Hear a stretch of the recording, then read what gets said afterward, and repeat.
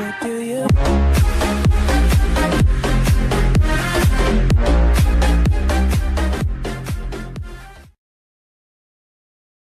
Vamos falar um pouco sobre o efeito Coriolis, sabe, Caspardes.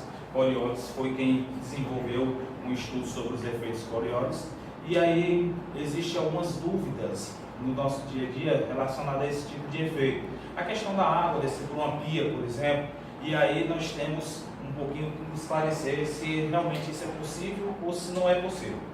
O efeito Coriolis geralmente costuma acontecer, ele existe de fato, mas ele vai atuar basicamente em cima da grande quantidade de massa de ar. Por exemplo, no hemisfério norte, lá a quantidade de massa de ar ela vai girar no sentido anti-horário, como a gente vê aqui no exemplo.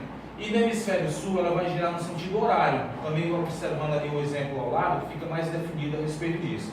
Então, é a massa de ar girar em um sentido, no caso anti-horário lá no hemisfério norte, e outro sentido, no caso horário no hemisfério sul.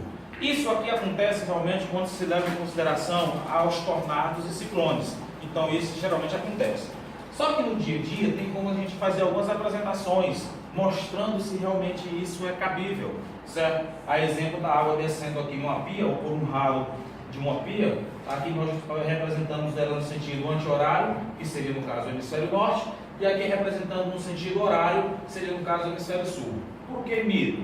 Nós iremos mostrar depois, nas experiências, no exemplo da pia, provando geralmente porque realmente esse daqui é considerado e tido como um mito. E hoje é muito utilizada para as pessoas utilizam lá no Equador como forma também de turismo, certo? Então nós temos alguns exemplos no nosso dia a dia que aconteceria isso, mas isso daí também vai depender da deformação ou da saliência que nós temos do meio que vai receber essa água, a exemplo aqui da pia.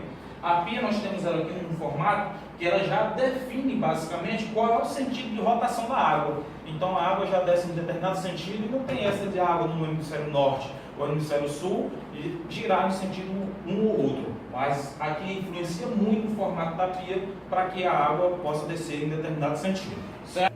Aqui eu já tenho a quantidade de água e a torneira está centralizada. Então quando eu coloco a torneira centralizada aqui, automaticamente eu vou abrir aqui e colocar alguma folhinha, certo?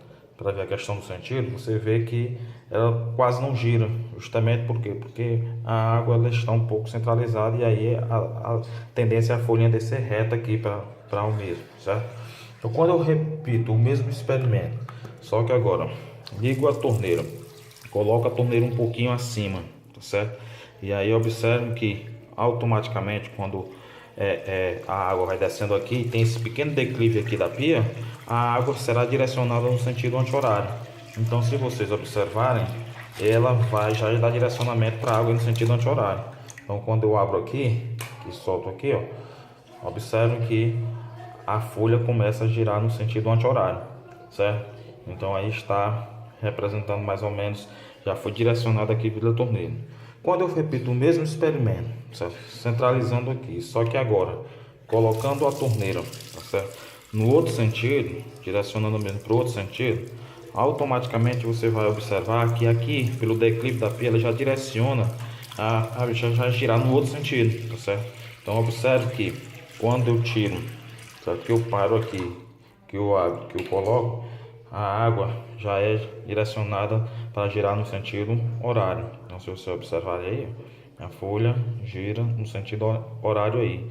Isso acontece justamente porque a torneira deu direcionamento para o mesmo. Existe sim um efeito